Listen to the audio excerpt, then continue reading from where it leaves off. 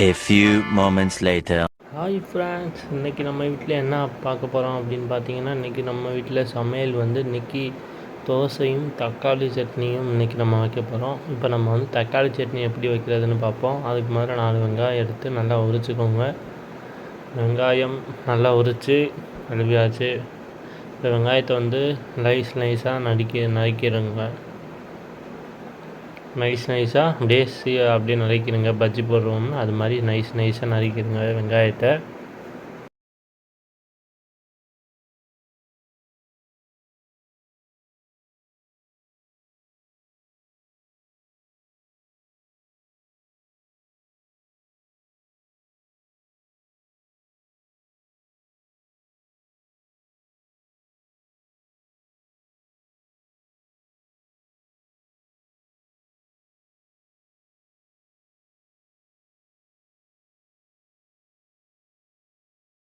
அதுக்கப்புறம் வந்து தக்காளி எடுத்துக்கோங்க. தேவையான அளவு தக்காளி, நான் வந்து ஒரு 5 தக்காளி எடுத்திருக்கேன்.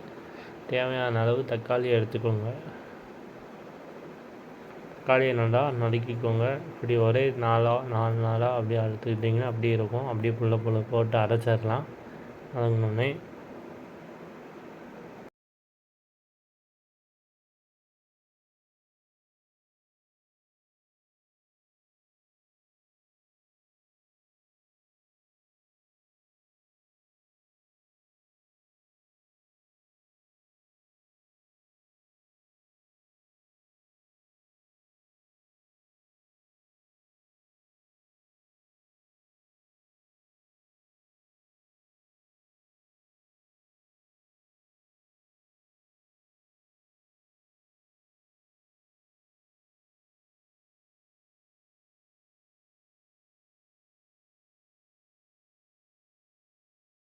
இப்போ தக்காளி அரைச்சி எடுத்தாச்சு.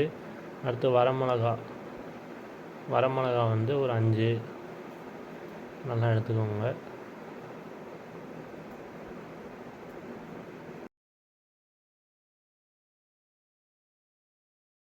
அடுத்து வெள்ளைப்பூடு எடுத்துக்கோங்க. தேவையான அளவு வெள்ளைப்பூடு. எனக்கு வந்து ஒரு 4 பல், ஒரு 4, 5, 6 பல் வெள்ளைப்பூடு நான் எடுத்திருக்கேன். உங்களுக்கு தேவையான அளவு நீங்கள் எடுத்துக்கோங்க வெள்ளைப்பூடு.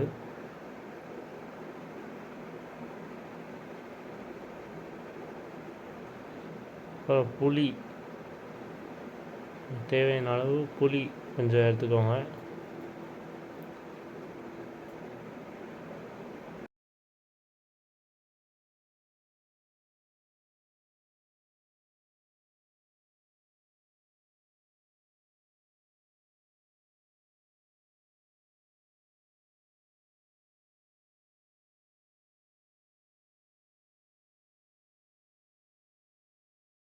இப்போ எல்லாம் ரெடி ஆகிடுச்சு. இப்போ அடுப்பை ஆன் பண்ணுவோம். வாங்க சமைக்க ஆரம்பிப்போம். அடுப்பை ஆன் பண்ணியாச்சு. அடுப்பில் சட்டியை வைங்க. எண்ணெய் ஊற்றிக்கு சட்டி காஞ்சோடனே எண்ணெய் ஊற்றுங்க.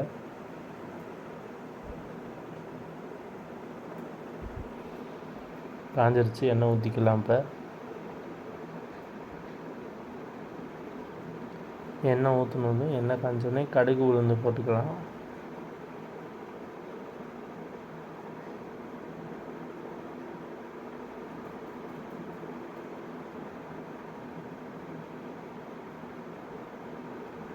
இப்போ கடுகு உளுந்து போட்டுக்கலாம்.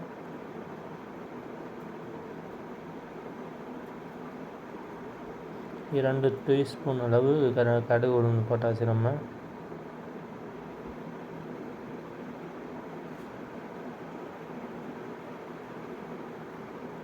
அடுத்து வெள்ளைப்பூடு போட்டுருக்கலாம்.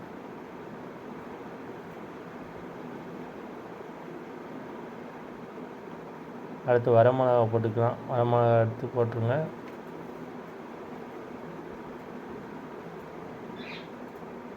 அடுத்து புளியை போட்டுடலாம். அடுத்து வெங்காயத்தை நம்ம உள்ளே போட்டுடலாம்.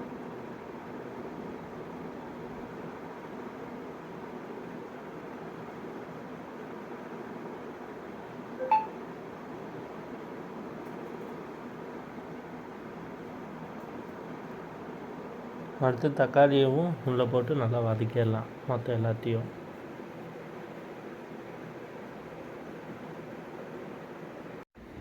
தக்காளியை நல்லா வதக்கிக்கலாம். நல்லா ஒரு கிண்டிக்கோங்க. நல்லா வெங்காயம் நல்லா வதங்கட்டும். தக்காளி வெங்காயம் நல்லா எல்லாமே நல்லா வதங்கணும். கருவேப்பிலை எல்லாமே போட்டு நல்லா, கருவேப்பிலை நான் போடலை, நீங்கள் கருவேப்பிலை வேணும்னா நல்லா போட்டுக்கோங்க, இன்னும் நல்லாயிருக்கும். நல்லா போட்டு நல்லா எல்லாத்தையும் பிசைஞ்சு நல்லா அப்படியே போட்டு ஒரு கிண்டுங்க.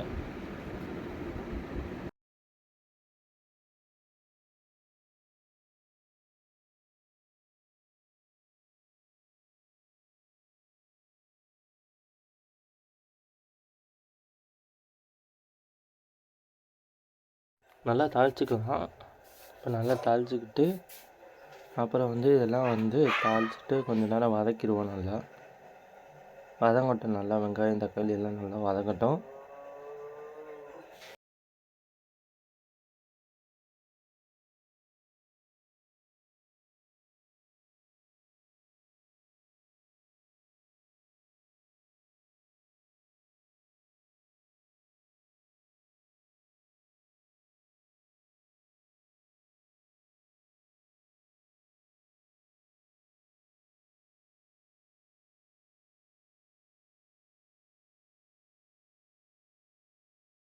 வதங்கிருச்சு. இப்போ நம்ம இதை போய் அப்படியே ஜாரில் போட்டுடலாம்.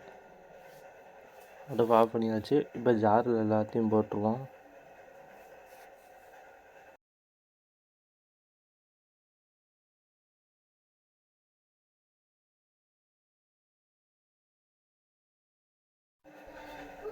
எல்லாத்தையும் ஜாரில் போட்டாச்சு. இப்போ நம்ம போய் மிக்சரில் வச்சு அரைச்சி எடுத்தாச்சு. இப்போ சட்னி இப்போ ரெடி ஆயாச்சு.